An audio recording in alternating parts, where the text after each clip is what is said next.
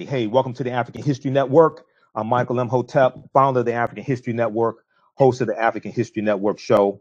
I'm a talk show host, researcher, lecturer, and writer. And here we have one of our esteemed scholars, one of my teachers, Dr. Claud Anderson. He's the author of Black Labor, White Wealth, and Powernomics, Dirty Little Secrets About Black History, Volume 1 and Volume 2. This is my copy. You see, I've been reading it. I have bookmarks and everything in here. It's highlighted, everything, right? He's also, his latest book is a Black history reader, 101 questions you never thought to ask. 101 questions you never thought to ask. Dr. Claud Anderson, how you doing today, brother? I'm fine, Mike. I'm glad to be on your show. Absolutely, man. Appreciate it. Appreciate you coming on here. We have something very important to talk about. Today, we're going to deal with something a topic that's in the news a lot. We just heard it today in the last few days.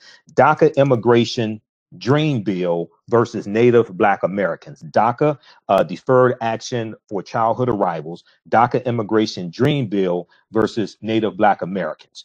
And just some very quick information on Dr. Claud Anderson for people who may not be familiar with them. We're in the documentary series Black Friday together. He's in Hidden Colors 2, also in the documentary Out of Darkness. But Dr. Claud Anderson is the only forensic historian in black or white in the U.S. that is an expert on race matters and the core causes of Black people's socioeconomic dilemma, the core causes of Black people's socioeconomic dilemma. He writes prescriptions, roadmaps, cookbooks to try to show Black people how to extricate themselves or to remove themselves from the status of being a permanent underclass in the United States, the status of being a permanent underclass in the United States. All right. And he also has a bundle pack of his books today. You get all 5 of his books plus a DVD for only $99 as a Black History Month sale. So we'll talk some about that as well. And you can be sure to go to his website, powernomics.com, for more information and to order his books and DVDs. So, Dr. Claud Anderson, brother, look, I appreciate you taking time out of your busy schedule to come on today. You and I have been talking about this topic, and it's very important. So, why don't you go ahead and explain to the people watching this complicated topic? Well, let me be very, very to the point with you. Sure. Is that if this DACA bill, or this new immigration bill, is being proposed now by liberals, Democratic Party, and civil rights groups in this country, if that bill is enacted as it has been proposed for the last year and a half, and under the Obama administration up to the present time, that would be a funeral for Black folk. That would be the nail in the coffin. If that happens, Black folk are through. You're through. Okay. You're going to get totally wiped out and buried in this society. Now, that's the bottom line of it. Now, the current bill the Senate took a vote, I think it was Friday, on 4 different bills, and it failed in the U.S. Senate. OK, so the one that I think they're voting on is one that Trump proposed, which expanded it from 800,000 people. And DACA is a certain age range. These are basically children who are brought here by their parents. OK, so you have to fit certain criteria, age range, things like this. But he expanded it from 800,000 to about 1.8 million. OK, so there were 4 different bills that failed on Friday. So explain to people some of this background history and why this is so important and how it will impact Native Black Americans. Well, first of all, I think it's an insult. It's a total, absolute, horrendous insult to Black folk to even be discussing it publicly. It is illegal and unconstitutional. It's disrespectful for you to even be focusing on a bill that would further bury Black folk and injure Black folk. Not in one instance that I'm aware of, unless somebody else has found out about it and kept a secret to me, Michael. And not one instance has anybody ever qualified and quantified the significant impacts of immigration on Black folk in this country. I mean, that's the danger right there. That's been going on throughout history. And let's go back for a second in history. Okay. One of the first things this country did, Michael, in 1789, when they enacted the United States Constitution, right, and that set up a social construct for Black folk, where Black folk would be qualified as guests in America. You'd be 3/5 of a human being. You'll be equal to a field animal, that you'll be totally stripped of all humanity. And that was in 1789. The following year, Michael, they enacted what was called the first nationalization immigration law in this country, which says that in this country, this is basically a white nation. And anybody coming to this nation that can classify, be looked at or perceived as being or act like they're white would be entitled to first class privileges, what they call the American dream. But for black folk, there would be a zero quote on black folk unless they came in as slaves. And now what they did, they set up a social construct in the Constitution called the American dream, which says this nation will function and operate off of two things. One will be free land. Two would be free black labor. And we're going to invite anybody in the world to come to this nation and get hold of as much as they want of free Indian land and free black labor. That is the social construct that was set up initially in the Constitution and by the first nationalization law in 1790. And in 1790, advertised all around the world, come to America and get free land. And that's why when they set it up, that's why Thomas Jefferson said right off the bat. I mean, let's go with George Washington first. He said, I want 100,000 acres of free land. Thomas Jefferson says, if you're going to get 100,000 acres of free land, give me 100,000 acres of free land. And then Patrick Henry, that you all read about in history, says, if you two going to get 100,000 acres of free land, give me 65,000 acres of free land. And any immigrant, white immigrant or person is not classified as black coming to America as an immigrant. That immigrants can come to America and immediately when they hit the ground, they'll be entitled to, first of all, minimally 640 acres of free land. And then, and for every slave they own, they get another 150 acres of free land. They set up the railroads following that. Right after that, they set up railroads across the country, 11 railroad lines, Michael, and gave them 24 million acres of free land, which was 6 miles of free land on both sides of the railroad across the United States. And the last, and to cut it short on this, is that altogether they gave immigrants coming to America 1 billion, not M, but B, billion acres of free land. Now, here's the problem with that, with immigrants. Those immigrants came into this country, poor, homeless, beggars. They didn't come here with all these things. They didn't come in here to be poor. They came here for enrichment. They weren't coming here looking for happiness. They looked here for enrichment. They weren't coming here to look for religious freedom. They came here to be enriched off of free Indian land and free black labor. Right. And therefore, and inside that land, that 1 billion acres of free land, Michael, I'm gonna let you cut in.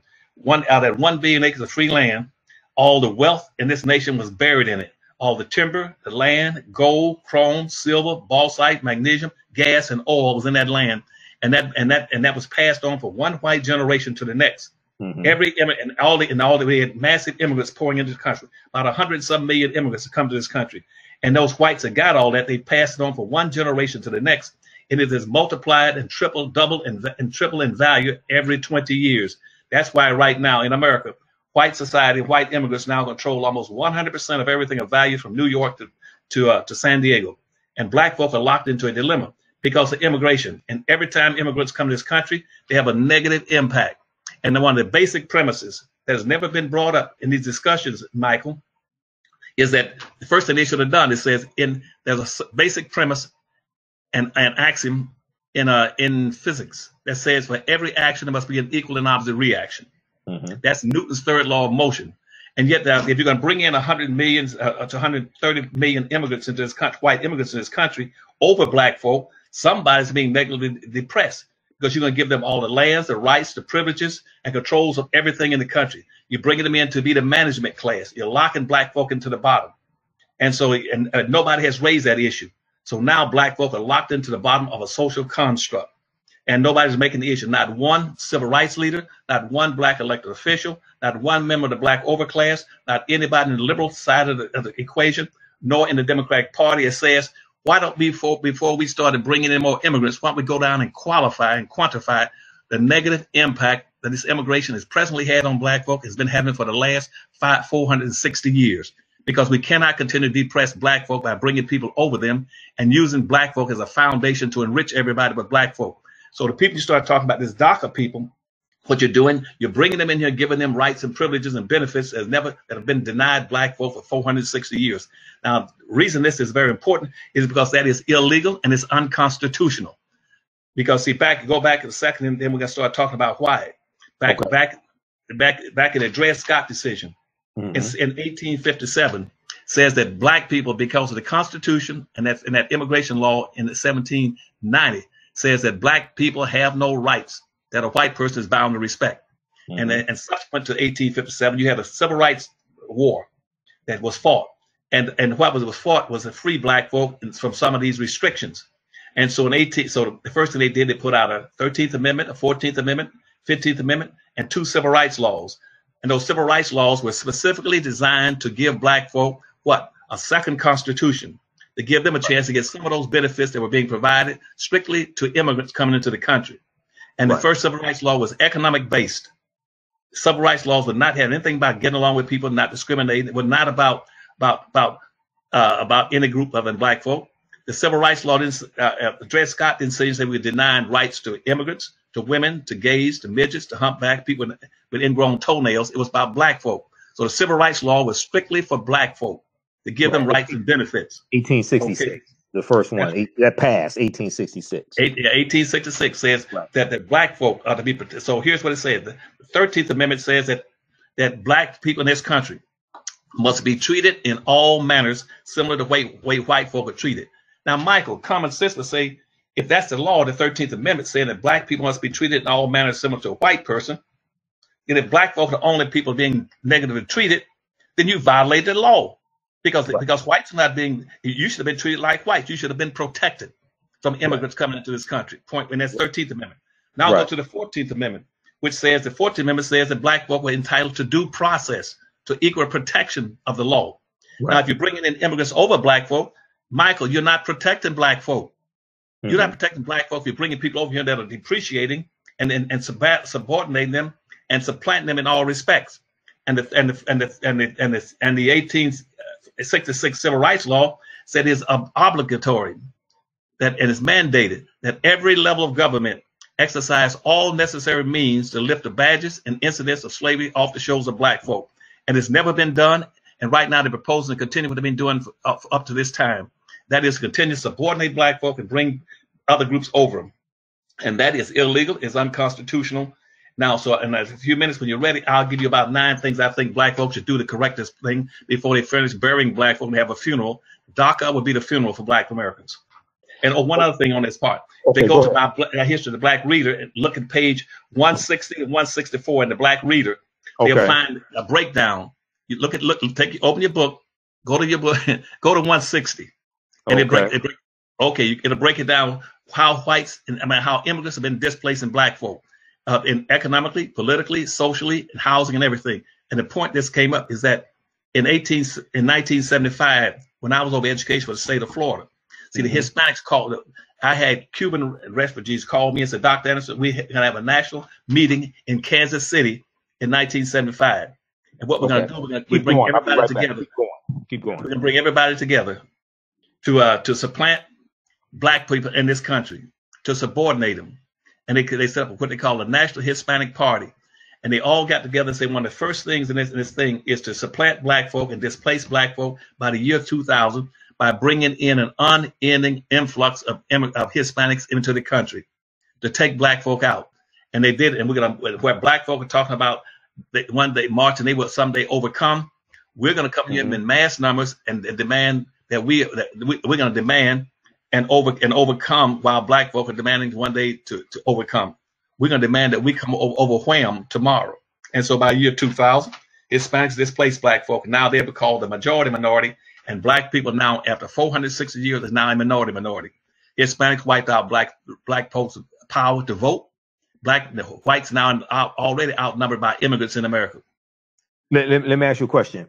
I got a few questions to ask you, some of the things you've been saying here, and I went and got my copy of the Constitution so we can look at the 13th and 14th Amendment. Now, when you say that Hispanics have wiped out black peoples, you said they wiped out their power in voting or ability to vote. What did you say? Yeah, because let me give an example of that so you understand that question. That's a good question. Because let's see, Hispanics didn't even exist.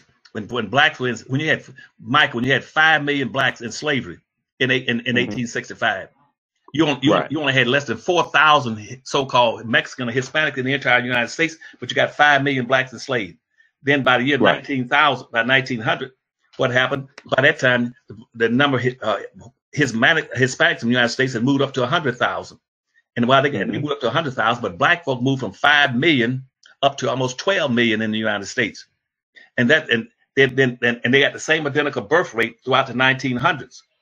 But they started pouring in here in the massive numbers during the 1900s. And guess what? They surpassed black folk. They surpassed black folk. And that means that 4,000 people, 4,000 now surpassed black folk. Now black folk got 44 million. Hispanics got 57 million. If they pass this DACA bill, they'll bring in another 1.5 million. And then all their relatives and all the undeclared illegal immigrants, that's about 14 to 20 million. They would jump in up to about 75 million Hispanics over black folk, where black folk be still stuck at 44. Hispanics will go to about almost 80 million. Then they can bring in their mom and dad and cousins and everybody else in here. Now, the problem with that is that, one more point. I know I'm out talking. Give me one more point. No, sorry. Okay, but see, because historically, because of the Diversity Act, it was back to 1705, black folk have always been outnumbered. But now they were outnumbered 8 to 1. Then now Hispanics made them 9 to 1. And by the year 2023, they're going to be Arabs and Asians get together and make show blacks outnumbered 10 to 1. Now let's use common sense. You're in a society where your vote's supposed to count, right, Michael? Yeah. Every vote's supposed to count, right? If you outnumber 10 to 1 and you go to the poll to vote, who cares about your 1 if you got 9 people against you? You understand what I'm saying? 9 will go over 1 10 times with nothing left over. And every poll still says that even though in Civil War, 98% of whites was opposed to end of slavery, today, presently, polls show me through research that 88 to 90% of all the whites in America still opposed to black folk. And also, that's why black folk right now are 67% of all the hate crimes against black folk. 63 to 64% of all immigrants in America do not like and do not want to affiliate with black folk. So you outnumbered. So when they vote, they don't need your vote. If I had a fence of 10 hungry bulldogs, I threw a rabbit in there, they're going to vote on what they're going to have for lunch. Who cares what the rabbit votes for? He's 1 out of 10. So nobody cares about the black vote. Your vote is totally immaterial. The only important thing is to try to block everything, to do 2 things. Get yourself some wealth and power, or some of the things I'm going to tell you right now about why you need to block these immigration laws, to tell the society we're not opposed to immigrants. Black people are not opposed to immigrants. And they never have been. What they're opposed to are laws, immigration laws that are anti-black. They've been anti-black since 1790. They're still anti-black. Where black folk are, again, in a society where the majority will win and rule, and black folk are made a permanent minority, so they always lose. Okay. So let me ask you a few questions here. We're going to break this down, and then we'll try to get a few questions in from Facebook. Okay, so you just said that black people are not and should not be opposed to immigration, but they should be opposed to laws that are anti-black American. Absolutely right. Okay. Okay. Because, and you and I talked about this yesterday, because what white supremacy does is white supremacy pits groups of oppressed people against one another to keep them fighting one another. And this is how a minority population rules over a majority population, but majority non-European people. This is how they rule over, and they keep groups of oppressed people fighting against one another. Okay. So if we look at, you talked about DACA. So we have Trump expanded it to 1.8 million, the proposal. It failed. 4 different bills failed in the Senate last week. 1.8 million. When it comes to what's called family unification, some people call it chain migration. There are limitations on relatives coming here, okay? But it will increase the number. Totally understand that. Will increase the number. Now, when we look at, you talked about voting in 2016 election cycle, for instance, 16.4 million Black Americans registered to vote. That's nationwide. You had local races, state races, national races. So are you saying that Black Americans should not vote at all? And the reason why I say that is because you have in some cities, see, a lot of things. I'm all for economic empowerment. You and I have talked about this before. I'm all for economic empowerment. My degree is in business administration. I've taught entrepreneurship for years. I've managed companies where we had government contracts, things like this. But in addition to economic empowerment, a lot of this nonsense a lot of these negative policies and these bad policies, if a lot of times we have the votes there, but we don't care enough about ourselves and these issues to get out and fight on different levels, economically, fight with the vote, things like this, right? So are you saying that Black Americans should not vote? Explain exactly, explain that, and then you could probably elaborate on it more, because I know there's some other points you want to get here about must-dos, things that we must do. Well, right now, based on the person's social construct, as it has been throughout history, as a planned minority, your vote is immaterial. It's not necessary. Whites got enough power to vote in anything they want, anytime they want, without your vote. They always have done it through history. Because again, you're a planned minority. You have no power and wealth to be able to do anything. Now, I have been blessed, or I guess in some sense, I have a dubious honor. I'm probably Michael, the only Black that's ever been a campaign manager, not in a campaign, not passing out literature or working in office. The only one that's been a campaign manager for presidents, for governors, attorney generals, for congressmen, and for mayors, okay, and state legislators. Now, see, so any knowledge I share with you is based on experience, not something I read in a book. I'm telling you, you cannot win in the present social construct where a majority will win and rule and a minority can lose when they outnumber you. That's why right now the quota on Black folk has always stayed on immigrants coming has stayed below 0.5 of 1%. That went in even since 1965. That they never allowed Blacks coming in. That's why it stayed at zero pretty well. If you couldn't come in, a few sneaked in through the islands, Caribbean islands throughout the year from about early 1900s. But you don't have a significant number. That's why right now Trump and the rest of them is doing what they've been doing. Even when I was with President Carter in the White House, and back in 1970, late 1970s, they were bringing in the Cuban refugees. They were coming in by the boatloads. Every time Blacks came in from Haiti, you know what they would do? They'll turn them back. Turn them back. When you know why? Yeah, turn them back. That's right. Because of the Haitian Revolution. Well, that goes back to the Haitian Revolution. That's right. Right. All the way back to the Haitian Revolution. Yeah, and they declared their independence in 1804, and that's where you get the Louisiana Purchase from, things like that. The Haitians overthrew the French, and the U.S., they were allies of the French as well. They supplied them with resources, things like this. Yeah, go ahead. Okay, so if you live in a society where the majority win and rule, and there's a steady process to keep you as a minority under the Diversity Act that makes you to make you invisible, when you to render you invisible in all levels of government, all levels of economics, and all level of voting strength, why would anybody who had any conscience be out there putting everybody else's interest for their own interest? Now, that is suicidal.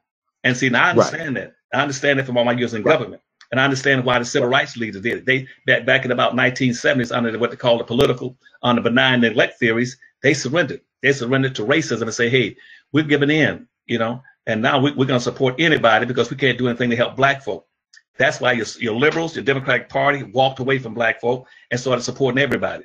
They've never placed Black folks' self-interest before any other interest.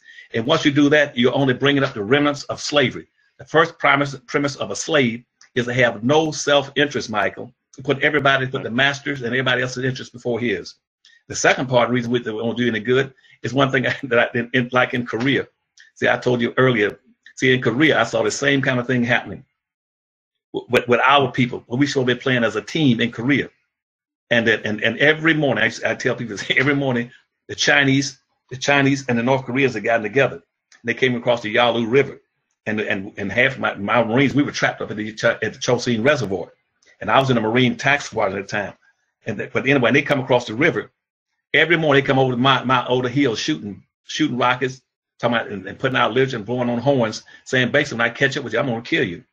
And we had soldiers on our side, just like you got Blacks right now that don't fight back, don't push back because they put other people's interests first. We had, instead of our soldiers sometimes shooting back, we found soldiers. There were soldiers who were lying in the ditches on their own guns. They didn't fight back. You know what they were saying? I don't want to fight back and push back. Because if I push back and fight back, Michael, that might make the enemy angry. And so what happened in the final analysis, by the Panmunjom conference back in about 1955, we had almost 7,000 American soldiers that were in prisoner of war camps, all in North Korea and China, because they had been captured. And then in Black America, most of Black America, 44 million Blacks right now have been captured. They're not pushing back. They don't push back. And voting won't do it. Voting controls nothing, Michael. The last point I'm making. Voting controls nothing. if you don't have a power base, an economic base, the most greatest power in this country is an economic network. If you don't have an economic network to enforce what you put in place, it doesn't make any difference who you vote in place. That's why we have blacks all in these major cities. There's no, and that I found out through research, there's no connection between a black person in office and getting benefits. So let me say this, and I'm all for economic empowerment. You and I've talked about that before. I understand the 5-story building that you talk about. You leverage your economics to control the politics. That's right. In the community, right? See, so what I want to make clear is that you're not saying don't vote. What you're saying is that you need an economic power base to be able to really enforce your vote. That's right. And get something tangible for your vote. Hold people accountable. You're not right. So hold people accountable. Okay. So let's look at this here. Ferguson, Missouri. Okay. Ferguson, Missouri, August 2014. Michael Brown is killed, and most people never heard of Ferguson, Missouri before that. I don't think I've heard of it before that. But we found out about the mistreatment of Black Americans in Ferguson, Missouri. They're 67% of the population. Okay, over policed. We found out that the city's budget is being balanced by writing excessive tickets on Black people in Ferguson, Missouri, to the tune of about $2 million a year. Okay, population of Ferguson, I think it was like 27,000. This is a very small city, right? So and this is a small percentage of white people there, but they were rule and do whatever they want. So in a situation like that in Ferguson, and it's 67% Black, are you? I know this is an extreme example, but are you saying that the Black people should not vote those people out of office that are mistreating them? In that example, are you saying they should not vote those people out of office that are mistreating them? In a situation like Ferguson, Missouri? No, they should definitely do that. But see, the vote won't have any impact. First of all, if they don't have an economic base, you cannot sit there and disperse in Ferguson 98% of your money into white people's hands and pockets. What they were doing in Ferguson, they were making it possible for whites in Ferguson, Michael, to live off of 2 incomes. That's the problem. That's whites in no, I understand that. They live off of 2 incomes. They were living off of 100% of their money and 98% of Black folks' money. And so here, Black folk in Ferguson trying to survive off of 2% of their money. It's totally physically and theoretic and practice to live off. So that's who was controlling those Blacks. Right. So you need both. You need the economic base, but in the situation, I want everybody to understand this. In a situation like Ferguson, you're not saying that the Black people in Ferguson should not vote and stay at home and let these people keep mistreating them. You're saying they need an economic basis so that when they vote, they can enforce their vote. They can enforce and get something tangible for their vote. But you're not saying they should not vote and get these people off their backs of the mistreatment. Right. See, if they were to build an economic base and cease and desist in providing the city with 98% of their money, and practice group economics and build their own economic base, then then the whites will not have that money to spend against them and use it against them. Because they built their power base. Second thing is that once they get along with the economic base, Michael, they should have said we're going to pull away from the Democratic Party and Republican Party so we can get some respectability. We're going to create an independent party here. We would therefore vote for any black person, any white person who promises and delivers the most to Black people and get in terms of economic development. So we have a strength base and a power base so we can practice group economics and group politics, spend our money with our own people. Right. Second example, St. Louis, Missouri. Last year, St. Louis is 67% Black also. Last year, a 64-year-old white woman became mayor of St. Louis. The Black woman who was the leading candidate lost by 888 votes. She lost not because she wasn't the best candidate, because you had 3 Black men who stayed in the race to the end and had no chance of winning, and they split the Black vote. The white people, look, the root.com has an article about this. I talk about this in some of my presentations. The white people are the minority in St. Louis. The Black women who were running for mayor, when it came down to the wire, they said, we're going to work together and we're going to put all our support behind the best candidate. And that's what they did. They put their support behind this sister. I think her name was Tashara Jones or something like that. The black men didn't do that. It was three main ones stayed in the race to the end. They split the black vote. And now a 64-year-old white woman is the mayor of St. Louis that's 67% black. So in a situation like that, once again, just so people understand, because people around the country are going to see this, just so in a situation like that, St. Louis, 67% black, they need to, and sometimes you got to vote because you see a clear threat coming, Doc, and you know this person going to be dead. Sometimes you got to vote to keep that person out of office. So a situation like this, there's 67% of the population. You're not saying they shouldn't vote in St. Louis, but you're saying they need an economic basis to enforce their vote. That's absolutely right. And okay. Let's move it to Detroit, Michigan. Show you an example of what you're saying, Mike. In Detroit, Michigan, Detroit, Michigan, now 80% black, 92% black. Okay, 92% black, and yet in that city, black folk only control less than 0.5% of the business in the city. Period. Okay. And right now, and there was no direct connection between having blacks downtown in political office, in the mayor's office, and the city council, because they didn't own or control anything, and they were all spending. And out of about $11 billion budget to run that city, they've taken all that money out to the suburbs and spending in the suburbs and draining the city. And that's why as you know, I predicted that those blacks would remain a subclass, and that eventually whites would come back in and gentrify the city and privatize the city over black folk and make them a permanent underclass. And these Chinese are going to come into Detroit and have the biggest Chinatown outside the Middle East, been outside of Asia, going to be right in Detroit, Michigan. Because again, there's no connection, even if you're being successful, what you're saying, even if you put a black person in Ferguson or in St. Louis in the office, if there's no connection between them and the black people in that city, that in terms of business development and economic development, it doesn't make any difference, because there's no money being spent in the black community. It's being drained still. That's why I did a study, Michael, back in 1960. I looked at that time. They had about 103 black elected officials in the entire United States.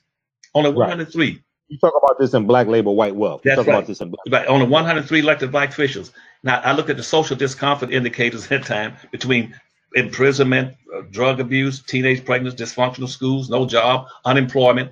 And guess what? And I looked at that study and saw how blacks were underclass in Detroit. By 30 years later, we had increased the number of black elected officials in the United States by 9,000%. Right. That's a 9,000% growth in blacks being elected. Went up to about 10,000. Went up to about 10,000 black elected officials, right? It was about 10,000. Yes, black it should be about 10 now. Yeah, 10 now. Okay. And so that time I saw, and I said, now with that kind of production and increase, boy, black folks should be raising holy hell across America, because we had a proportional income. But guess what? I analyzed the data again. Guess what? Blacks didn't go forward. They didn't progress. They went backwards, because there's no distinct difference between putting a black person in office and connecting to the black people in delivering services. Even when I was a deputy political strategist, even with Bill Clinton. And one thing Bill Clinton admitted, he says that if he got in office, he says no black came and asked me for anything of substance. What they asked me for were things that were ceremonious and symbolic. They never demanded anything. Wow. And see, he got in on black. And see, I was a political strategist in Maryland. He got in over that. Guess what? And he said nobody ever demanded. But see, and that's a problem. That's a problem. That's the problem. I'm making demand. Yeah. Go ahead. I don't mean I'll talk it. I know you're the host. No. Go ahead. But you look at the back of my book. See, whenever time I got in any position in politics, one of the first thing I would tell a governor or president, or I was a chairman for economic development for governors, for instance, I would tell them all, you better come to this table for something for black folk, economic. Don't come here none of this ceremonial stuff about if black folk vote for me, I'll get a black secretary. I'll name a street. I'll name a street Martin Luther King Boulevard. I'll have a what's that other thing? What's the girl? What's the one that stood up for then they took? What's her name now? A beautiful lady. Oh, huh? You talking about dealing with the Confederate battle flag? No. You know, during the civil rights movement, she wouldn't give up her seat on the bus. Rosa Parks. You talking about Rosa Parks? Yeah. And we have a Rosa Parks Boulevard. We make a we'll put some more basketball courts. None of them ever talk about anything economics.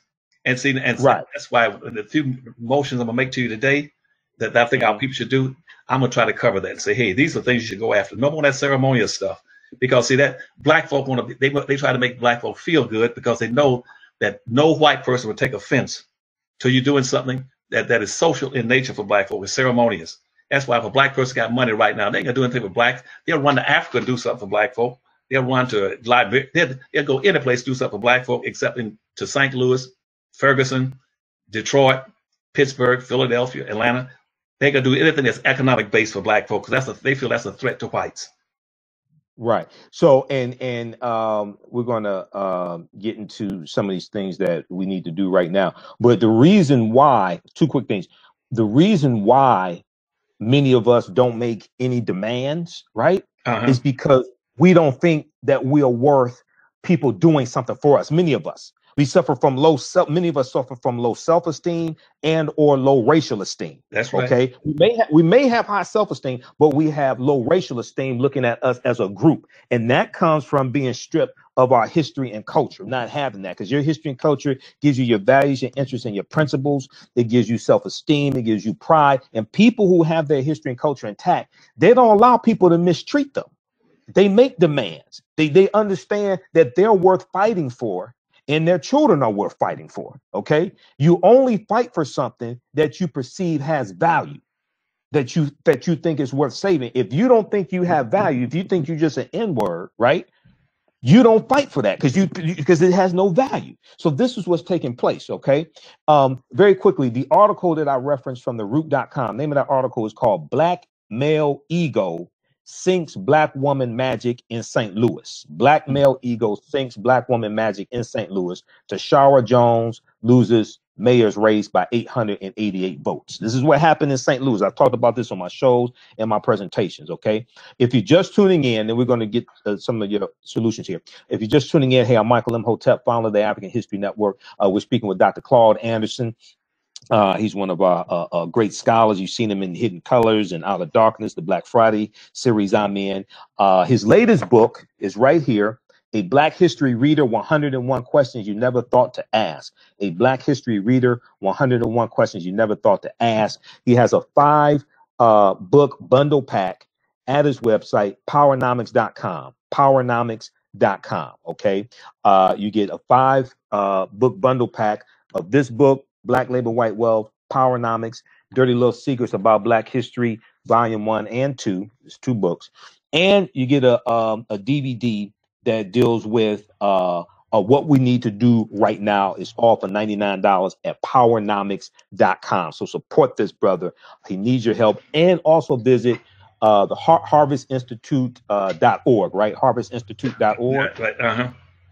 His other website, you can get his newsletter, things like that there as well. Powernomics.com. And thanks, John on Facebook, who posted that on the thread. Okay, so tell us, what should Native Black Americans be doing right now? Okay, first thing they should do is it follow up to the point you just made, which is absolutely right on target. See, it is impossible. It is absolutely impossible in theory and practice, again, for you to assign some special value or plus value to black folk. At the same time, you're encasing them in these very broad, ambiguous categories called minorities, poor folk, people of color, multicultural diversity. What you're doing that, you're equating them to being no different from all these immigrants that are poured into the country for the last 460 years. And they are guests in America. And what you do, you suggest that there's no difference in the experience of those people who ran across the border last week, or those who are coming in under DACA, and black folk who've been here for 360 years in slavery, another 100 years in Jim Crow semi-slavery. You pretend there's no difference. That's why in my books, I always say black folk are exceptional people. They are special people. They are different from any other people. They should not allow anybody. So all these other immigrants come in here and say, well, we're here with black folk. We're all minorities. You might be a minority because you just walked across the border. But black folk, blacks are the oldest population in America. They're the most, and they got about, I can give you about 20 things that make black folk a distinction, a difference, an exceptional people that's unlike anybody else. Nobody in this country, Michael, or any place in the world has been treated like black folk in America. So with black, and that's black folk exceptionality.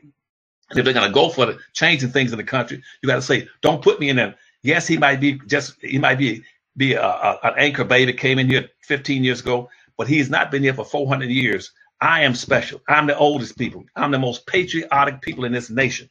I am the engines that drove economic development in this nation. My ancestors, with their labor, built this country. Now, white immigrants came in, but they were managed. They came in as a management class. They didn't have to work. They managed black folk. Now, so I'm going to give you some things but black folk keep that in attention. Always exclude yourself from all these very broad and ambiguous groups. Don't let anybody put you in a group called minority, poor people, people of color, multicultural, diversity. You say that black people, we are special, unique, exceptional people, and we deserve respect, appreciation, recognition, and reparations. Okay? No, nothing less than that. We will not tolerate anything other than that. Do not mix up these groups, and do not break the law, bringing in all these people over us to bury us and give them benefits and rights, economic rights and benefits and privileges that we've been denied now for almost 460 years. Now, how would I go about doing that? Here's what I want you to do.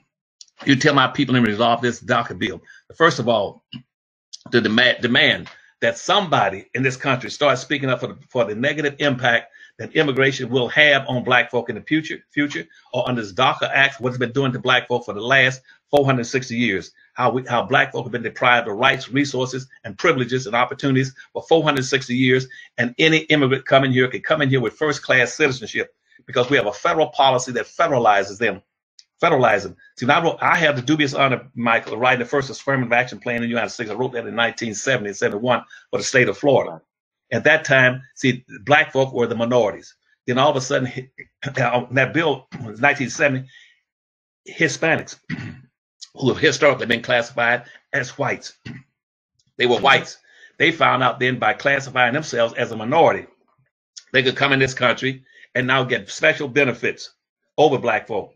And here are the first 5 points I want you to remember with your audience. Any immigrant comes in here, he gets 5 benefits that black folk have never had, and under the president's construct on the DACA bill, they never will get. First of all, they come in here, all immigrants come in this country, whether they're Indians, even American Indians in late 1890s were classified as whites. Or they come in from India. Asians have been on probation to be white. Arabs have always been white. Hispanics have always been white. And they come in, so they get a benefit. First of all, coming to America as being an immigrant. Black folk are the only non-immigrants. So black folk don't get that benefit. Don't get any points for being an immigrant. They're non-immigrants. Of being classified as being white. That's you don't get that. They're not classified as being white. That's the second point they miss. So immigrants come in and get a point ahead of black folk as an immigrant. Second point, they get a point for being classified as whites.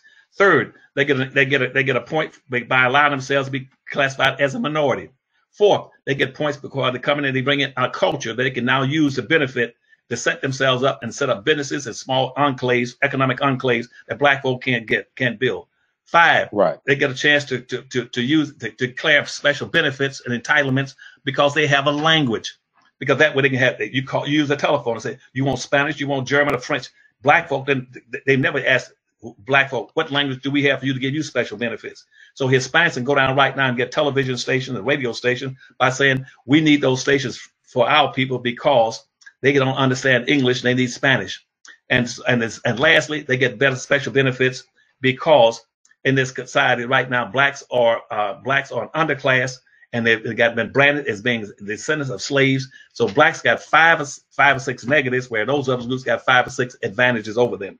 And that's why they come in this country and go past black folk at 200 miles an hour and they can build Hispanic communities, Asian community, little Cuba, little Havana, little Polish community, Irish community, Korean towns, anything. And black folk can't get in those things. And that's why black folk are becoming a permanent underclass.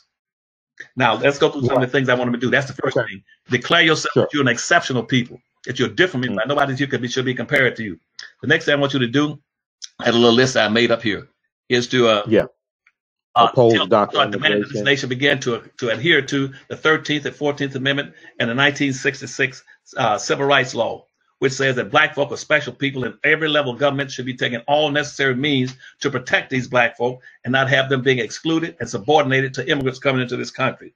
That's 1966 Civil Rights Law, not 1966 Civil Rights Law. The 1965 was the first one was very specific. It said everything is economics for black folk. But by after it was vetoed, it came back the second time. They sort of mild it down and just said, just protect black folk. And that's why the slaughterhouse case said the same thing in 1972 and 1872. You're talking about 1866. You're talking about 1866, not 1960. Yeah, 1872. 1872, right. Okay. Thank you for correcting me. And 1872 said that other peoples cannot use those laws. They were not for immigrants. They were for black folk. That's what the Slaughterhouse case said by the Supreme Court. Next thing I want them to do is if they can't, it's for them to conduct some empirical, quantitative studies, whole law improving any immigrant new laws until they do a scientific, imperial, comprehensive study to determine what would be the negative impact on black folk by bringing in about another 20 million black Hispanics or immigrants over them. That's critically important.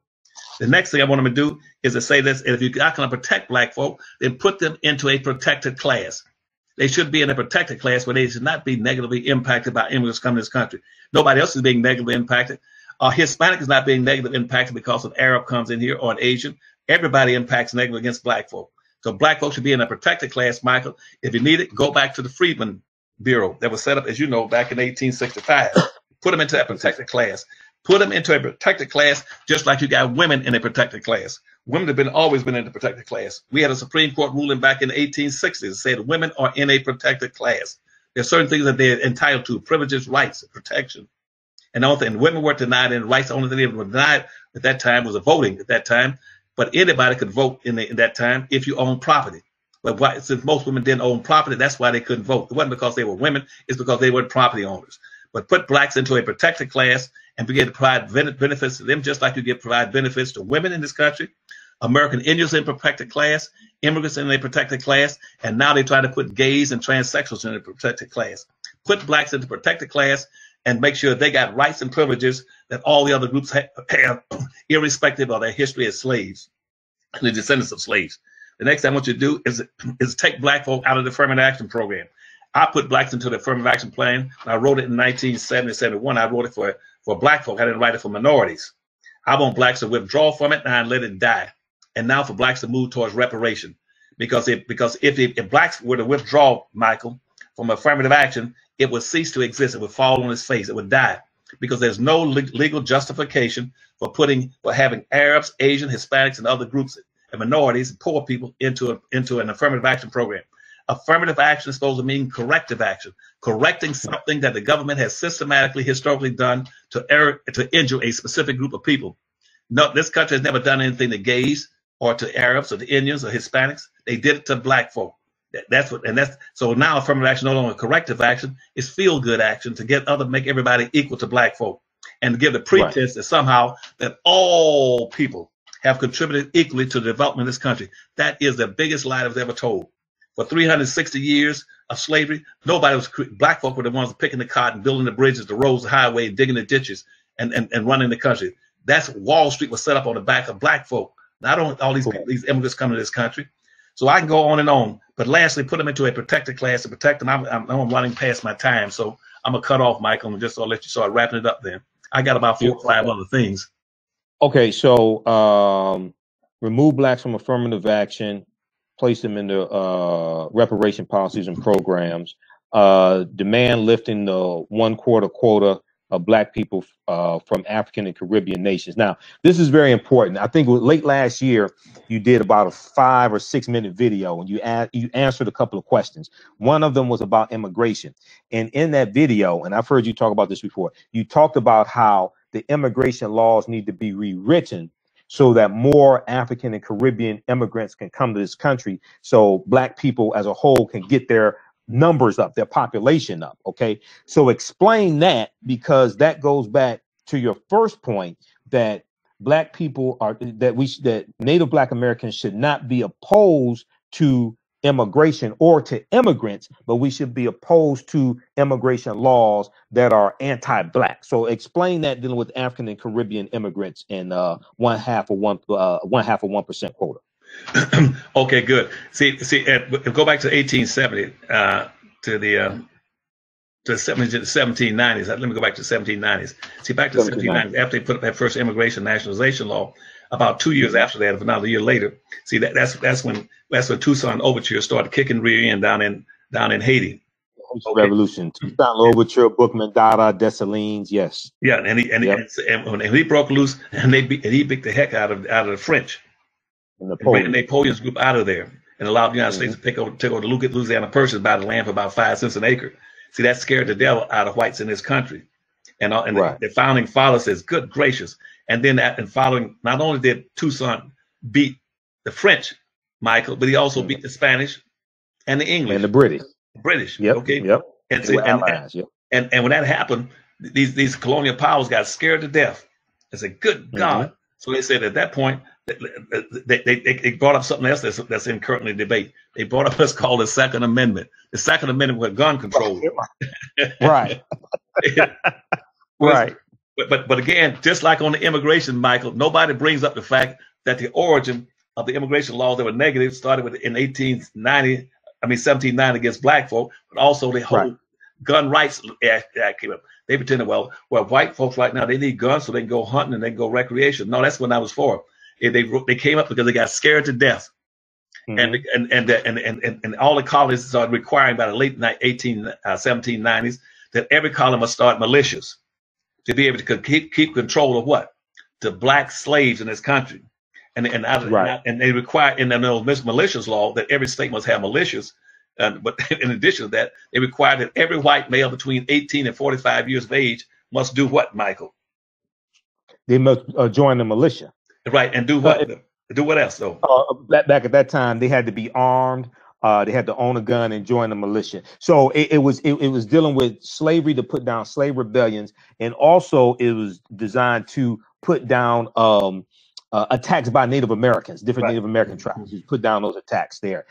So it was important for people to understand the first 10 amendments, which is the Bill of Rights, that was not ratified till 1791. Okay. And that comes after. So the first Congress meets in 1790. Okay. And that's when they introduced the first Naturalization Immigration Act in 1790. And this is when the first census is taken off. So the census was created in 1790, and it was created to keep track of the population of enslaved African people in this country in relationship to white people. That's okay, right. European, because in a lot of these states they were being overran by slaves. They were bringing so many of them in. Okay, so it's important for people to understand this, and then also just a very quick note. Because of the tyranny of Great Britain and these 13 colonies break away from Great Britain, the other thing was, dealing with the Second Amendment, they wanted to make sure that a tyrannical government could not rise again and oppress the people. So they wanted the people to be armed also. That's another portion of this. But it definitely dealt with slavery and slave rebellions, putting those down. And it definitely dealt with putting down Native American attacks and things like this. The Second Amendment. That's the root of this. Right. Well, you're right. And the thing is that what people don't understand also, even though it was put in initially primarily against blacks, because they passed laws simultaneously to disarm, make sure blacks could never carry weapons.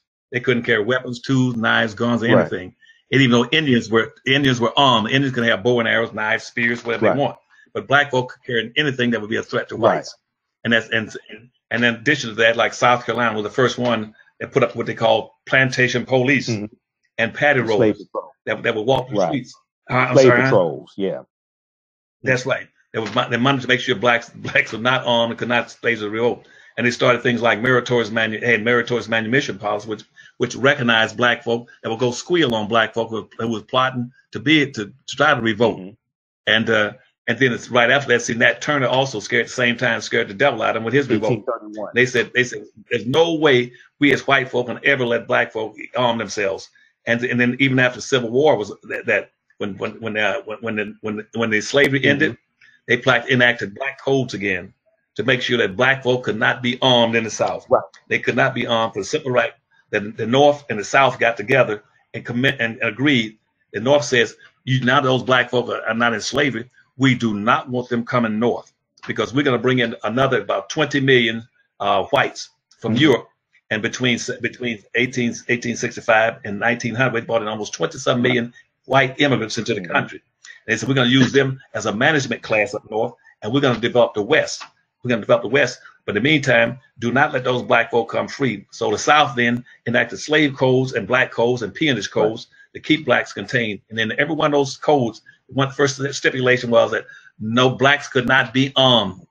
And that way, every time you see one of these old movies about slavery, you always see every time the white show up with Ku Klux Klan and all these paramilitary groups or paralegal groups, that black folk always kneel and pray and, oh Lord, help us, because they were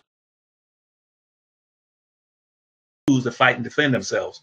And that's why in present day society, you must have somewhere around about 370 million handguns and rifles in the United States right now. About 300 million, right around 300, something like that. Yeah, go ahead. Yeah. And I was 99% of those are in the hands of whites. And not only do whites own and control all the weapons, but they're almost 100% all the manufacturers of guns, of the tools, the bullets. They also have all the gun clubs. They got all the rifle ranges. They're armed to the hilt, to the teeth. And by the same token, they go over to black folk, and even though they don't have the gun control laws that specifically target the black folk, they'll go into a black community in a second. They like to make an issue out of, well, black on black killings. Like in Chicago, blacks just kill each other when they get guns. We want all you blacks to come down tomorrow and turn in your guns, and we'll give you a bag of groceries. Are you familiar with that? Yeah, I've heard of different gun buyback programs, things like this, right? Yeah. So to keep you disarmed. Right, keep you disarmed. Now it is true. Some, we want the right people to have the guns. Some people shouldn't have guns. We do understand that, but yeah, you have gun buyback programs, and a lot of times people mean well. They're trying to keep guns out of the hands of children. You hear stories about children finding a gun, killing themselves, things like this, right? But we have to understand this historical background also. Okay. But Mike, isn't the question though? Why is that you never had them turn in your guns with white folk? I got white friends right now. Some of them got 16 and 30 guns, rifles in their house, right, and machine guns, all kind of weapons. But no, you never heard one saying, "Go turn in your guns to Winn-Dixie and Giant Supermarket. We give you a bag of groceries." They don't tell white folks that, but they tell black folks that. And seeing black folk, a lot of blacks should never have guns because they've been so acculturated to be anti-black. They'll use them on their own people. That's out of stupidity. But I'm still saying, but fair is fair. Understand the history of things, and then you get to come up with some better conclusions. So right now, at the same time, they're talking about immigrants coming to the country. They're talking about this thing about the Second Constitutional Amendment, but not one person ever goes back and says the Second Amendment to the Constitution came into effect because they want to maintain slavery and protect whites, protect white lives and protect white property. And the last point on that is that when the Civil Rights Law, when the Civil Rights after the Civil War ended, one of the biggest discussions, you know what it was, Michael? Was again whether or not they're going to take the Second Amendment out of the Constitution. And again, when they developed, they're going to go to white Jim Crow segregation in the South. They said, no, we're going to need that. That's why the Second Amendment stayed in after slavery ended, and it's still in the Constitution. But nobody makes these points I'm making with you. So I just feel sorry for our people. Our people are intellectually lazy, and you got black leaders that are betraying and they're double agents against their own people. None of them protect black folk and say, study the impact of black folk, the negative impact on black folk on all these issues before you put them into laws. Right. Absolutely. Absolutely. Now you were making your point about lifting the 0.5% of 1% quota on black people coming from Africa and the Caribbean. Okay, go ahead and finish that point. What needs to take place there? Right. And they did that again because they didn't want to increase the black population in this country. Right. Exactly. And that was for purpose. And a lot of that related all the way back to about to the Diversity Act. Are you familiar with the Diversity Act? Right. Yeah. Okay. The Diversity Act, and then you get it raised to 0.5% of 1% in about 1965 or so. Yeah, in the slave codes. And the Diversity Act, you hear everybody bragging about, I'm into diversity. And the worst part about it, Michael, you got black folk running around America talking about I'm into diversity. Nobody is that dumb. I'm into diversity and multicultural. Diversity Act came in, it was a part of the 1705 slave codes. And it came in for a very specific reason. Because they said we're going to make this a white country, bring all these whites in. Well, we're going to divide it up. In the South, what we want in the South is that we're going to bring in as many blacks as you can to be a labor class. But they stipulated laws in all the slave in the South saying that for every 4 to 5 blacks that you bring into the country to be slaves in Georgia, Mississippi, Florida, Louisiana, Texas, you must have at least one white in a management capacity. That's the call diversity. Now in the North, they reversed it around and said, but we need a management class up North, and we don't need that many blacks up North because we don't have that much of a need for them. So up North, they say for every 1 black living in the North, we want 4 or 5 whites. And because see, whites want to come in to be a management class, to take over the businesses. and to build businesses off of black labor. And so that's where the Diversity Act came from. And I have never yet hear, that's not one of these things, like I told you about the immigration things, nobody mentioned about the impact on blacks or about the historical origin of the Second Amendment, gun control. Now the same thing with diversity. You still got blacks running around. I'm into diversity. Michael, something is wrong with your people. Right. Exactly. Is that because see now diversity has become so watered down that you have people saying, okay, a white gay man is diversity. I'm like, no, no. See, so this is why it has to be specifically dealing with Black Americans and including them in this, because we're getting smothered by all these different groups. So, you know, a white gay man with blue eyes is diverse from a white gay man with green eyes, right? So. So people have to understand. This goes back to understanding the history. Okay, so exclude Native blacks from a minority category, classify blacks as an exceptional group. We talked about that. Stop deporting Haitians. Treat them the same. Treat them how Hispanic and all other immigrants are treated. Talk about that because we just heard about, I think it's about 60,000 Haitians. They're going to be shipped back within about 18 months or so. Maybe it's about 16 months now, who were here because of the earthquake that happened back in about 2010, right? And they're going to be deported. So talk about that quickly, dealing with Haitians. What you want us to know about that? Stop deporting. Right now, this country still has a morbid fear of two things. One thing of black folk in general, and Haitians in particular, because those Haitians will fight. The Haitians will fight. Right. They've already defeated 3 damn countries. They don't want any more Haitians coming in here, and so they're gonna stick a limit on them and send them back as soon as they can. And see, they have not been acculturated the way blacks have. But the quota now, and it typically is on about a 1/2 or 1% just in blacks coming in anywhere in the world. But they put another bamboozling trick on black folk. If you go look at the immigration quotas, right, they do in there, they say they use these very broad, ambiguous terms, like you just said about African Americans. Mm-hmm. We brought in 2,000 African Americans last year. But if you go break it down, you can't bring in African Americans. You can't bring in African Americans. You can't bring in no. Well, go ahead, Doc. Go ahead. You're not talking about that. No, you can't. See, and what they and even worse than that, Michael, is that nobody ever dissects it and cut that word open. Let's cut that word African American. Let's fillet that word. Fillet it. Cut it wide open. African American. See what that means. You look inside. You know what I used to find in there? I would find you have white Berbers in there. Mm-hmm. You would have other ethnics. You would have Indians, East Indians in there. You would have white Rhodesians. You have all kind of people involved in what they call African Americans. You know why? Because the very broad concept they use that anybody coming to America from Africa is an African American. And see, we have right here in Maryland, when they set up the Banneker Scholarship at Maryland University, University of Maryland, just for and blacks. We're gonna have also a scholarship program. It's gonna be called an African American Scholarship.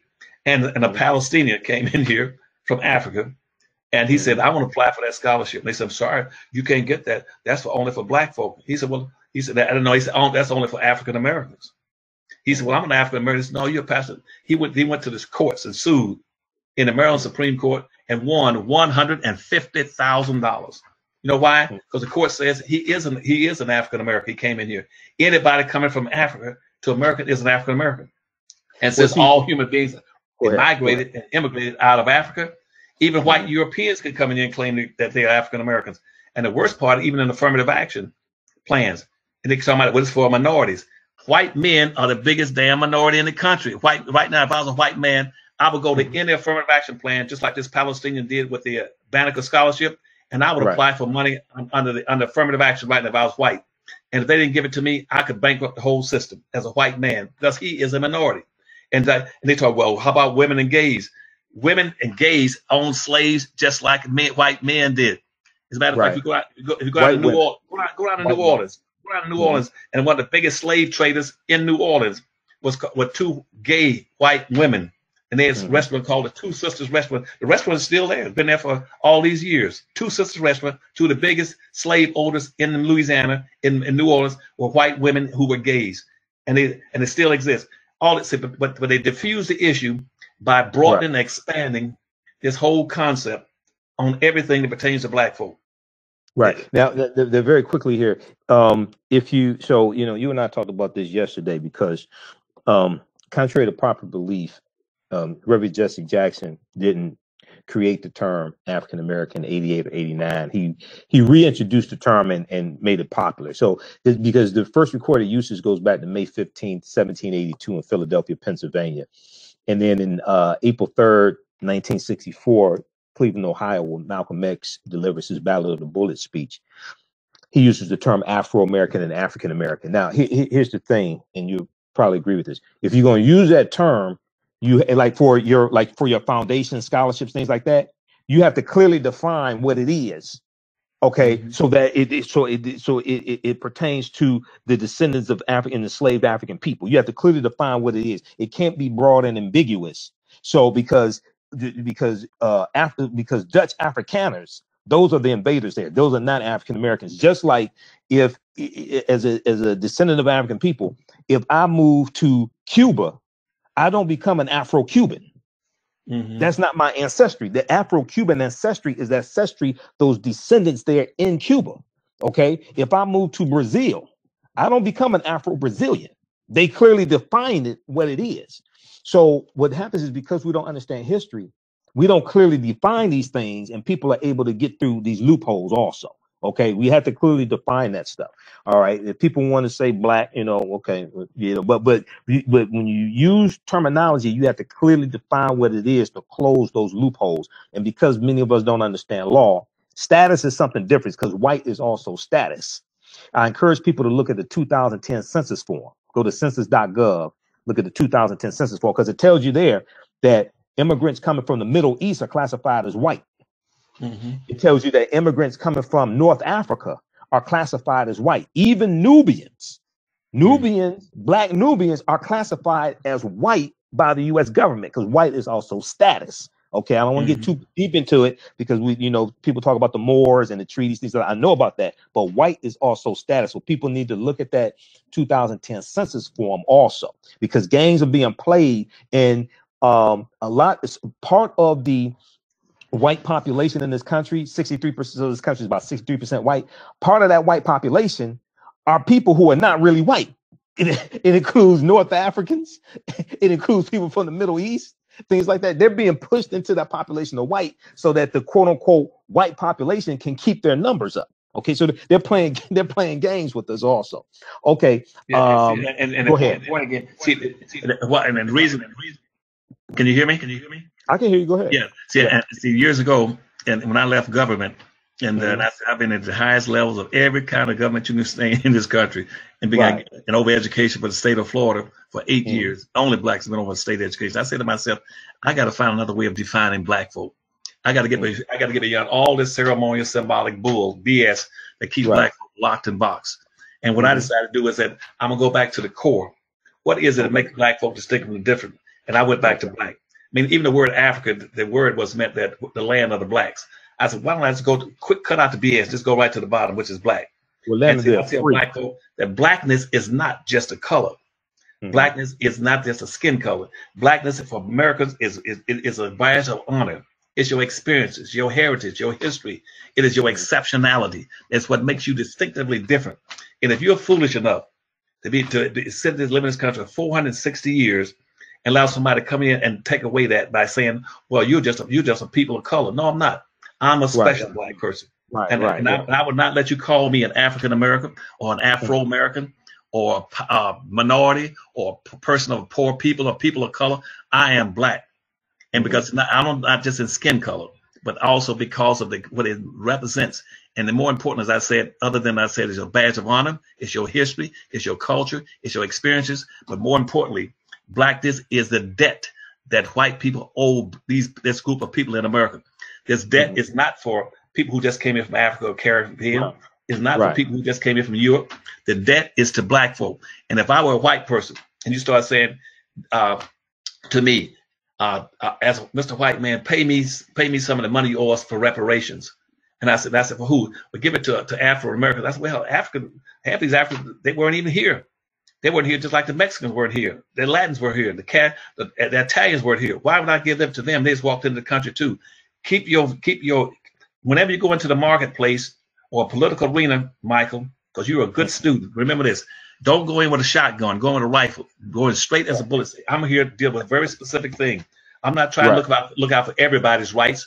Like, we got poor people's rights, we got Asian rights, we got Indian rights, got senior citizen rights, we got veteran rights, we got women's rights, we got gay rights. Then say, well, black folk, we got civil rights. No, I don't want that civil crap. No, you got black rights. Quit talking about civil and talk about black folk. Be very specific. You understand what I'm saying to you? Do it with your own people. That's why I call black folk exceptional people. And see, originally civil rights only applied to black people. That's right. Originally, in 1866. But it's been given to everybody else. The only people in this country who needed civil rights were black people, the former slaves, okay, because they've been stripped of their nationality, stripped of their history, culture, things like this. They weren't given reparations, basically. So 1866, that only applied to us. It's been given to other ethnic groups, which is problematic. This is why when they had the decision of the Supreme Court decision to legalize gay marriage, the foundation of that was the 14th Amendment. 14th Amendment, 1868 was only for black people. It wasn't based upon gender. It was only for black people.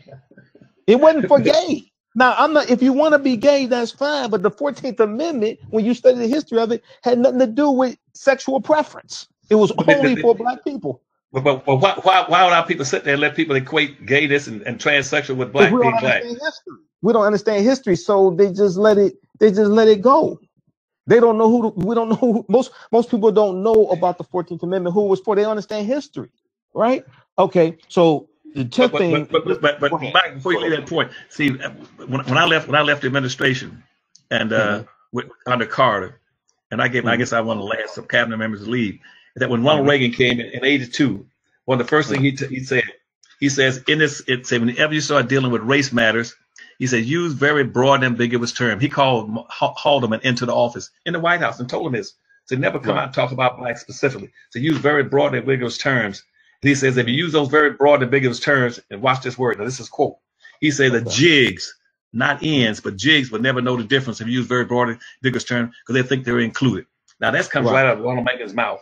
And here you got black civil rights leaders. Everybody looking around talking about all the people, we the people, American people, poor people, diversity, people of color, and all this kind of stuff. I said, cut out the hog crap and start dealing with your own people. Put your own people's interests first and focus strictly on that. Let everybody else take care of themselves.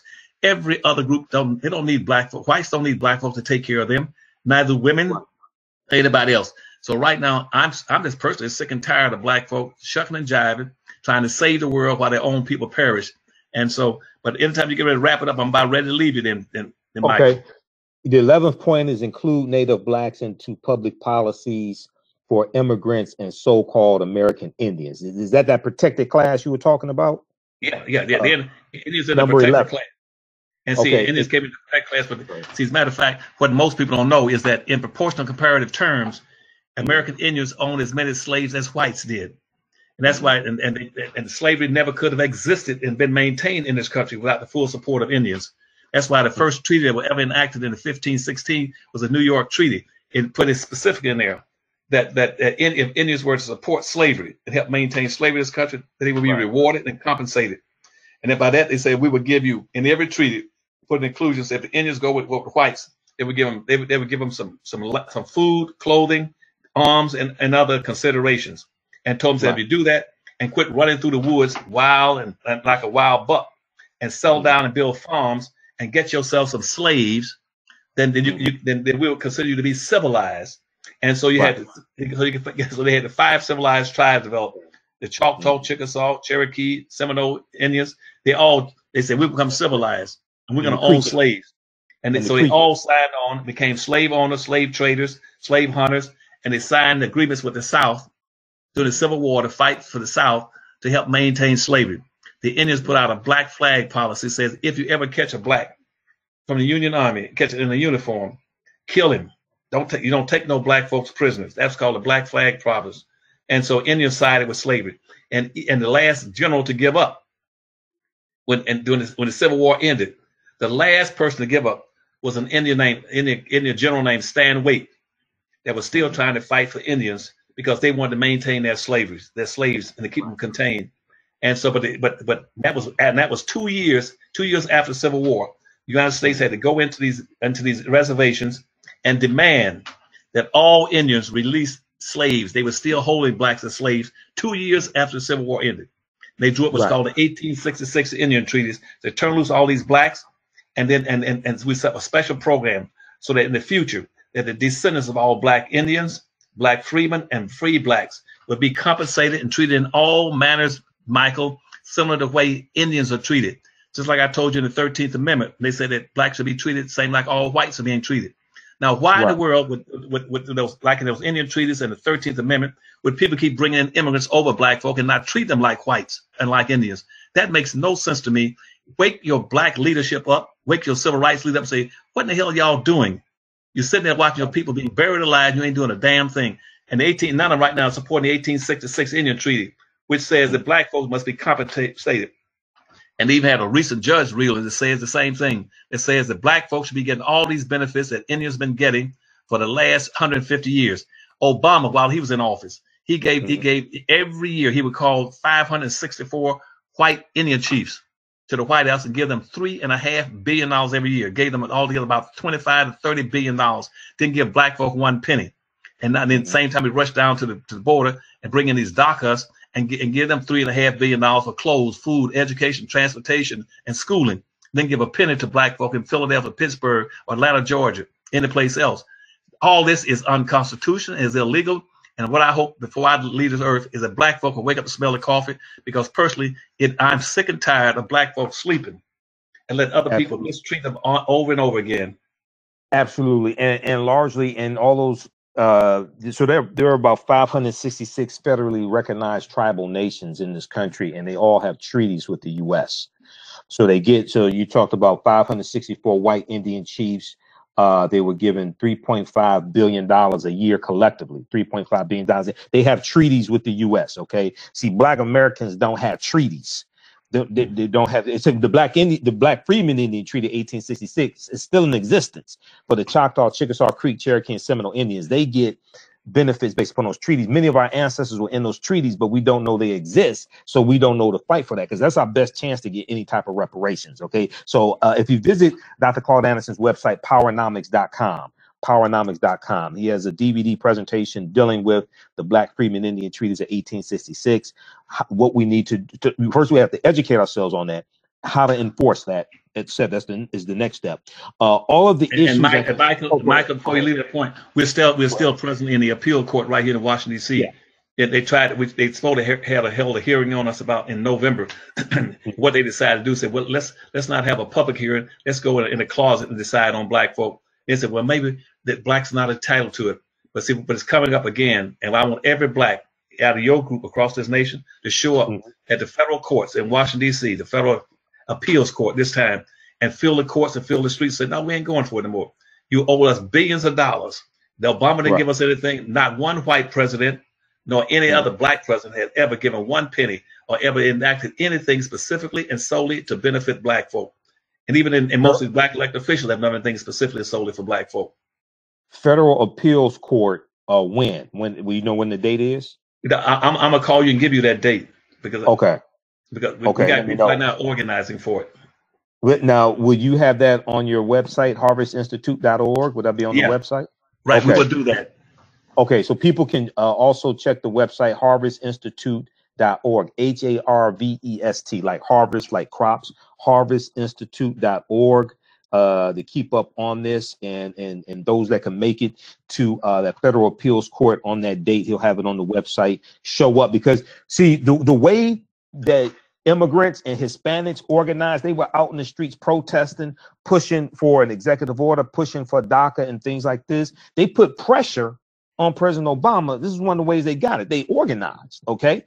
African American, black people, we need to organize also. We need to study the history, understand the issues, understand what we're fighting for, pushing for, include Native blacks in public policies for immigrants and so-called American Indians. Okay, we talked about that. So all of the issues and concerns that we talked about here today, that Dr. Claud Anderson has been talking about for the last 50 years, are presented, and he has analysis of this in the Powernomics Corporation's newest book, The Black History Reader, 101 Questions You Never Thought to Ask. The Black History Reader, 101 Questions You Never Thought to Ask. This is his latest and last book.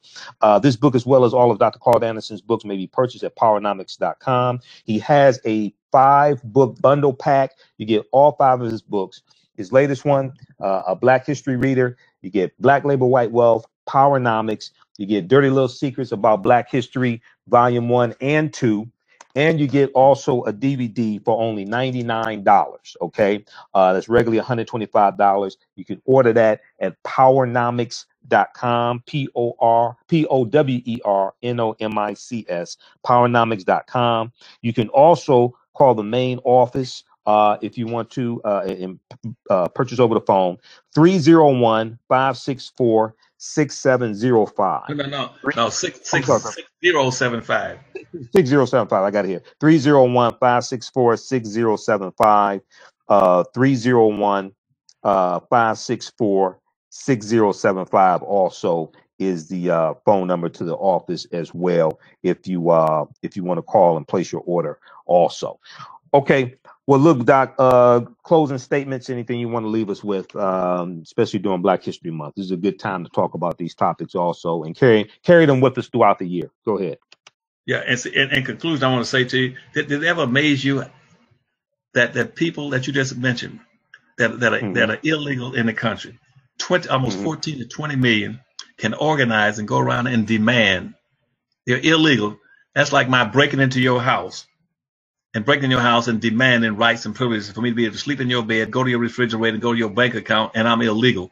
And here, black folk have been here for 460 years that nobody respects. They don't organize. They don't demand a damn thing. They sit there and take whatever comes down the line. Something is wrong. And so black folk need to organize and get themselves together and wake up and smell the coffee. That's why the history and culture is the foundation, because these other groups, they organize based upon their history, their culture, and their language. And it binds them together. They organize based upon that. Okay. Right. And even though they don't even have any legal rights to even do that. I can't. If you're illegal, that means you're illegal. You don't have any rights as an illegal. And you can't use the 14th Amendment. That wasn't even designed for you. The 14th Amendment was designed for black folk. Right. Only for black folk. The 14th Amendment. Okay. All right. Well, look, Doc, I want to thank you for coming on, taking time out of your busy schedule. We talked about this the past couple of days to organize this here. People, once again, visit his website, powernomics.com. His book should be in your library. Get his DVDs also. And also, you can visit our website, AfricanHistoryNetwork.com, AfricanHistoryNetwork.com. I have a lot of my information there as well, and podcasts on my shows, things like this. If you want to order my DVD lectures that help support us also, definitely support Dr. Claud Anderson, powernomics.com, and harvestinstitute.org, harvestinstitute.org as well. All right, Doc. Well, look, man, you have a great day, and I'll talk to you soon. Okay, brother? Right. Let me ask you one question before you go on. Go ahead. Do you really think these black folk, even your listeners, going to really call and order those books? and can I hold Michael accountable for waking up a whole bunch of black people in America, saying, "Please wake up. The train is coming, and you're laying on the train railroad track." And only person give you all the information you need to be able to survive is in those 5 books.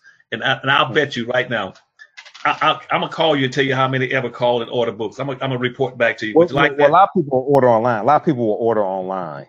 I can check. I'm gonna check online, Michael. Okay. I'm gonna check online, and I'm gonna call and tell you how many ordered. Okay. Okay. So people watching, be sure to order this brother's books. They're gonna blow you away. And they make great gifts also for Black History Month and the rest of the year as well, birthday gifts, etc. But we got the scholars like this. We have to support them, okay? Because this is, this type of work. There's no pension fund or 401k plan for this type of work, things like this. And this lawsuit that he's filed against the U.S. government, he has to finance that as well. It's not free to sue the government. So All right. It's Well, not for you to see. I appreciate that, Mike, and you're a good guy, and I enjoy being with you. I enjoy being with you today. And again, I say I just happen to know my people. My people, and they'll run out and go to a dance or a party. But I'm gonna see how many of them really, and put this DACA bill aside. I'm gonna see how many really respond and how many buy those books, and I'm gonna call and report to you. I'm gonna say most of them stayed asleep. Okay, and then for those that have book club meetings, Oh this yeah. should be your next book club meeting book that you deal with. Okay, a Black History Reader, 101 questions you never thought to ask, by Dr. Claud Anderson. But we All know, right, Mike, Doc, along those lines, one other thing. If they start go those ahead. book clubs any place in the United States, and like the Black History Reader, Joanne would be willing to give them a 30% discount for Wow. if they buy a case of the books, like about 20, 25 books, and they meet on a regular basis. She would give them a discount so that she can use it, the profit she gets from that to subsidize her little club and for coffee and tea, whatever they have. And periodically, I would call into those clubs and try to help to guide them in any way I can. So tell them to start book clubs. And there's a group right now called Million Conscious Black Men. They're trying to do it. The Black social workers are concerned. The Black police officers, the Black psychologists, and the Black nursing guilds. They said they're going to see if they can try to come together and use those books for book clubs. And they meet on a regular basis someplace and start learning and reading so they can grow up, drink their milk, and pray and be just like Michael and Imhotep when they grow up. All right, so start those book club meetings, and then also if you own bookstores, if you're watching and you own, Black bookstores, you can contact them and get discounts on the books also to resell in your bookstore. 301-564-6075 is the office number. 301-564-6075. All right, Doc. Well, look, man, you have a great day, and I'll talk to you soon, brother. Okay. Thank you for inviting me in this evening now. And take No care, problem. buddy. Okay. Take care. All right. Bye-bye. Take care of your wife and your son Brent also. All right, guys. Okay, hey, so that was Dr. Claud Anderson. Be sure to visit AfricanHistoryNetwork.com. Follow our Facebook fan page, The African History Network. The African History Network. We have 1 million followers here. We know people will be watching this video throughout the day and the next coming weeks also. We have 800 audio podcasts of our radio shows at AfricanHistoryNetwork.com. AfricanHistoryNetwork.com also here as well. And when you order DVDs from the African History Network, that helps us keep doing the research. On 9:10 a.m. the Superstation, the Voice of Detroit, here in Detroit. I'm on every Sunday night, 9 p.m. to 11 p.m. Eastern Standard Time. So I just did that show. I did a presentation yesterday for African American History Month, Black History Month, at St. Francis Baptist Church on West Warren Avenue in Detroit. And that was from 3 p.m. to 6 p.m. I was there at the church then. I had to come back to the office and get ready, and I had to drive to the radio station and do my show from 9 p.m. to 11 p.m. Okay. People check out the film Black Panther. Check out the Black Panther film. It's fantastic. I saw it again today. You'll see me doing a broadcast about that. You saw me broadcast last night on Facebook for the radio show. I was in the studio at 9:10 a.m. I talked about the film Black Panther, and I talked about a lot of things we can take away from that as well. So it's very, very important. It's very important for our children to see that, especially this time of the year for Black History Month. There's a lot of good positive things in the film Black Panther as well also. Okay. So we got to get out of here. Hey, remember, at the African History Network, we focus on educating and empower. Oh, you know what? I teach an online course. I got to tell you that.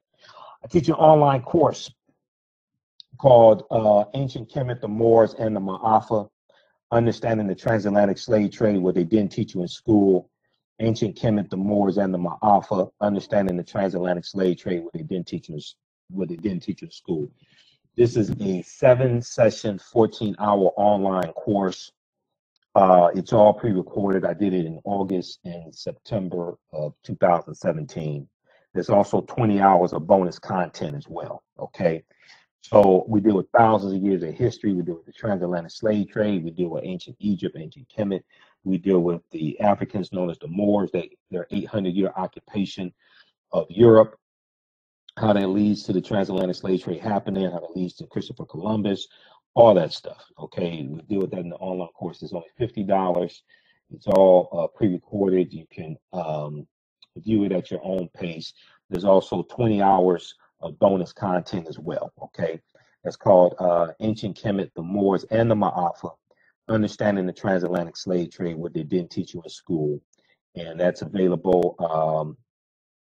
I'm going to post a link here on the thread of the broadcast. It says register here. You can also go to AfricanHistoryNetwork.com, our website, AfricanHistoryNetwork.com. It's right on the homepage. That online course will blow you away. It's a lot of, it took a lot of time to put that course together. It's a lot of research. So check that out also, okay? All right. Remember, the African History Network, we focus on educating, empowering, and inspiring people of African descent throughout the diaspora and around the world, because right now it's correct wrong behavior.